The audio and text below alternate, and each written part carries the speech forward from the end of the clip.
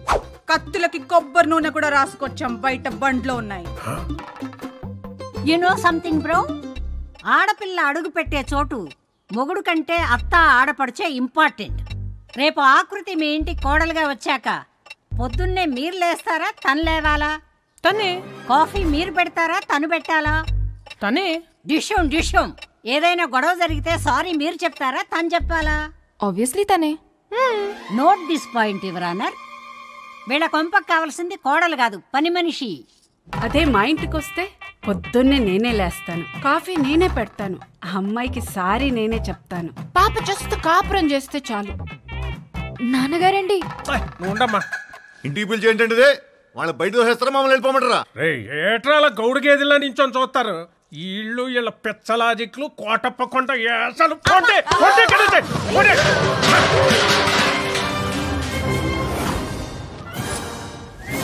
గురువారం జబర్దస్త్, శుక్రవారం ఎక్స్ట్రా జబర్దస్త్ చూసే కామెడీ బ్యాచ్ అనుకుంటున్నావేమో. అప్పుడప్పుడు టీవీ 9లో నేరాలు ఘోరాలు కూడా చూస్తాం. You know what I mean to say? పూతరేకులు తింటూ మొగల్ రేకులు చూసే బ్యాచ్ మీరేం చేస్తారే? ఏయ్, పూతరేకులు గీతరేకులు అన్నావంటే ఇంటి పైన ఎనప రేకులు ఎగిరిపోతాయి, జాగ్రత్త. నువ్వు 100 సంబంధాలు తెచ్చినా ఇలాగే చెడగొట్టి దొబ్బుతాం. నీ ఇంటికి ఎవడొచ్చినా వాడికి పెట్రోల్ బొక్క, టైం బొక్క. పక్కూరోడొచ్చినా, సిటీ వాడొచ్చినా, అబ్రాడ్ వాడొచ్చినా ఇద్దే రిపీట్ అవ్వుద్ది. గుర్తు పెట్టుకో, ఇద్దే రిపీట్ అవ్వుద్ది. Let's go girls. మమ్మల్ని వదిలేండి బాబు, మీకు మీ సిటీ ఛానల్ సంబంధానికి నమస్కారం. కాదండి. నాన్నగారు, అంటే ఈ పెళ్ళి ఆగిపోయినట్టేనా నాన్నగారు? మీరేం చేయలేరా నాన్నగారు? అంటే మన రైస్ మిల్ క్లోజ్ చేసిన వాడు, ఈ పెళ్ళి ఆపేసిన వాడు ఆ కార్తీగాడు. అతన్నే నేను పెళ్లి చేసుకోవాలా నాన్నగారు? అమ్మా ఏం తెలియదు దీనికి. లోపలికి వెళ్ళమ్మా, తీసుకెళ్ళు. సత్తే బీపీ మిషన్ తీసుకురా నాన్న.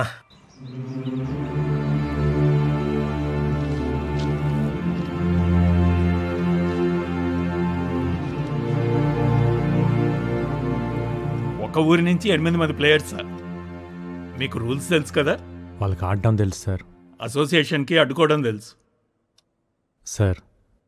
32 స్టేట్స్ ఉన్న కంట్రీలో మన ఇండియన్ క్రికెట్ టీంకి మన 2 తెలుగు రాష్ట్రాల నుంచి ఎంతమంది ఆడుతున్నారు? ఒక్క మహారాష్ట్ర నుంచే 83లో 6 క్రికెటర్స్ ఆడారు. 1953లో టెక్కల్ నుంచి 7 కబడ్డీ ప్లేయర్స్ నేషనల్స్కి ఆడారు.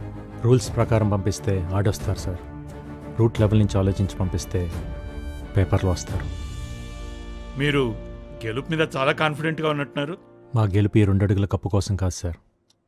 2-3 జనరేషన్స్కి అక్షరాలు నేర్చుకుంటున్నా ఈ బడి కోసం. మా నాన్న ఆస్తుల మీద కట్టడానికి కారణం కనీస విద్య. కానీ ఇప్పుడు ఇది మూసేయాలనుకోవటానికి కారణం కార్పొరేట్ విద్య. గవర్నమెంట్కి అప్లికేషన్స్ పెట్టి అలసిపోయాను సార్. అందుకే గేమ్ ద్వారా ట్రై చేస్తున్నాను. అక్షరం కోసం ఆట నిలబడింది, మీకోసం నేను నిలబడిపోతే ఎలా? బోర్డుని నేను కన్విన్స్ చేస్తాను, ఏర్పాట్లు చేసుకోండి. Thank you sir. Kurnool Sindhu, Vizag Aruna చాలా మంచి ప్లేయర్స్. వీళ్ళిద్దరూ టీంలో ఉంటే నాకు అసోసియేషన్తో చాలా తేలిక అవుతుంది. ఆంధ్ర టీంలో వాళ్ళు ఉంటారు సార్. అండ్ మన దగ్గర ఫండ్స్ ఇంతే ఉన్నాయి. పర్లేదు సార్, నేను చూసుకుంటాను. Will you? Yeah. Great, good luck. Thank you sir. ఏంటి కోచ్ మీరు అనేది? అవునమ్మా, 2021 నేషనల్ కబడ్డీ కాంపిటీషన్స్కి మనం వెళ్తున్నాం. రేపటి నుంచి మన ప్రాక్టీస్ మార్నింగ్ 5 o'clock'ే స్టార్ట్ చేయాలి. సరే అన్నయ్య. నేషనల్ కబడ్డీకి సెలెక్ట్ అయిన ఆత్రేయపురం ఆడపిల్లలు సంబరాల్లో మునిగిన రామకృష్ణ మెమోరియల్ స్కూల్. పిల్లల భవిష్యత్తు కోసం తన భవిష్యత్తునే సాక్రిఫైస్ చేసి జాబ్ రిజైన్ చేసిన కార్తీ. ఆ ఫ్లోకి ఫోటోస్ కి ఇప్పుడు మ్యాచ్ అయినదా బాబు గారు? అన్నారు అంటూ నాకే. ఈ ఇంట్లో ఎన్ని కిలోలు ఉప్పు తిన్నావు నాకు తెలదు కానీ అయ్యా, నీకున్న విశ్వాసం ముందు ఈ ఊళ్ళో ఏ కుక్క పనిచేయదురా. అంటే ఏంటంటే ఇప్పుడు అడిగేస్తారా? ఎంత డ్రామా ఆడారండి అమ్మాయి గారు. ఫెయిర్ అండ్ లవ్లీ రాసుకునే అదే ఫెయిర్గా ఉండనప్పుడు నాటు మందు తాగే మనం ఎందుకురా మనుషుల్లాగా ఉండాలి?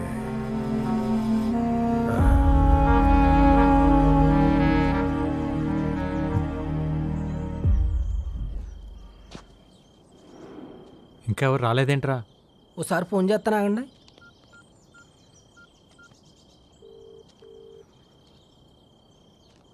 ఎత్తట్లేదండి.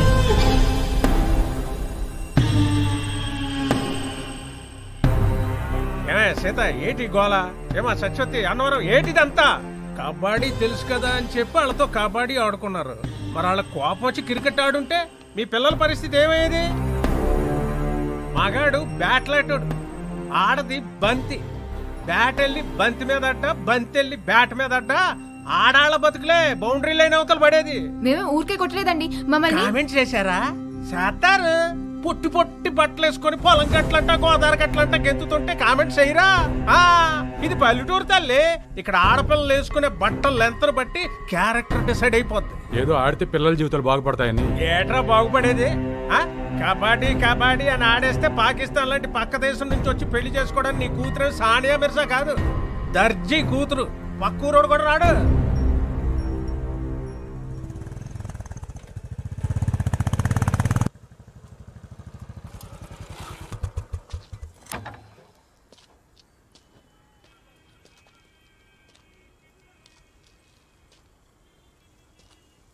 సీతారాం గారు ఏమైంది? అవును, మీరందరూ ఎందుకు ప్రాక్టీస్కి రాలేదు? రారు. ఇక నీకు నీ కబడ్డీకో సూర్య నమస్కారం బాబు. ఇంకా వాళ్ళు ఏ ప్రాక్టీస్కి రారు. ఏం మాట్లాడుతున్నారు? ఇంకొన్ని రోజుల్లో వీళ్ళంతా నేషనల్ ఛాంపియన్స్. ఛాంపియన్లు మాకెందుకులే బాబు. ఏట్లో 4 సేపలెట్టుకొచ్చి ఇంట్లో కూడెడితే చాలు. బంగారు పథకాల మీద ఆశ లేదు బాబు మాకు. 10 ఏళ్లలో బట్టలు ఉతికి పొద్దుకూకాక పొయ్యి మీద అంత వంట చేయడం తెలిస్తే చాలు.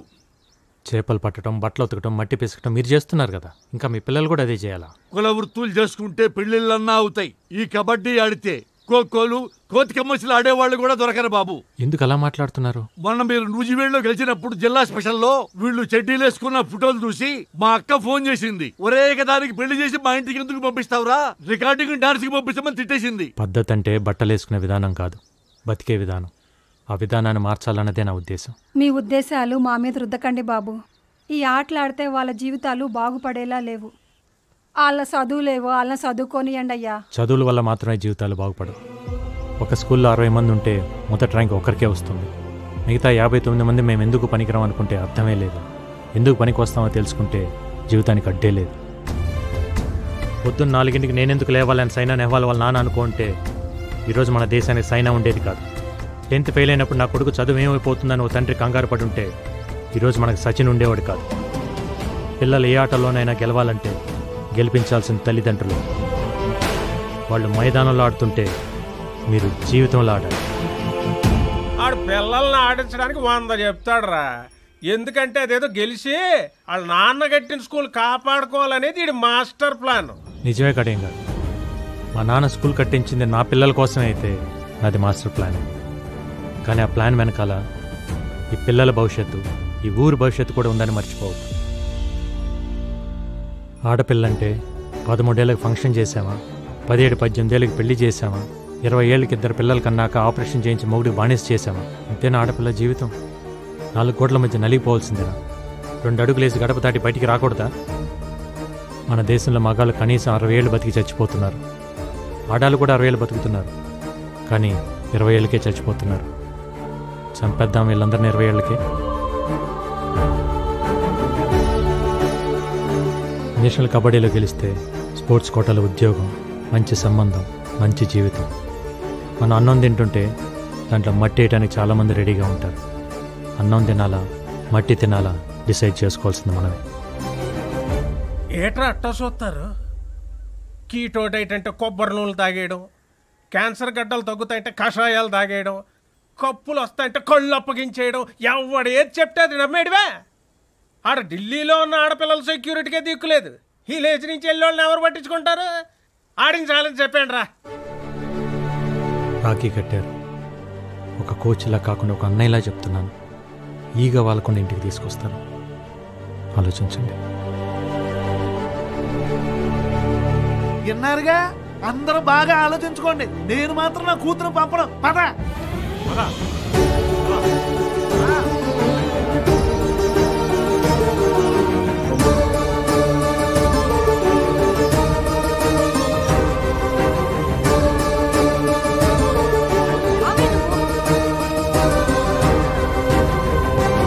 శోభం.